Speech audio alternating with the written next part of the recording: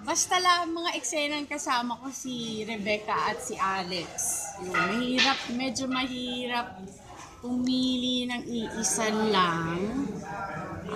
Pero bawat eksena kasi nakasama ko sila, hindi mo alam kung paano matatapos yung eksena. Though may script kami, may instructions, may blocking from Direct Mar.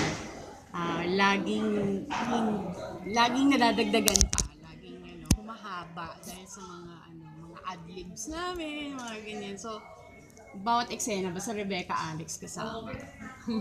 Speaking of Iya, she's pregnant na. Yes, very blessed silang dalawang mag-asawa.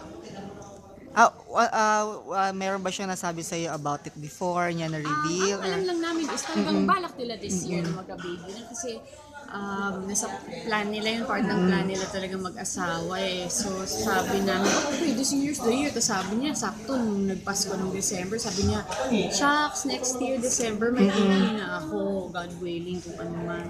So, oo nga no. Tsaka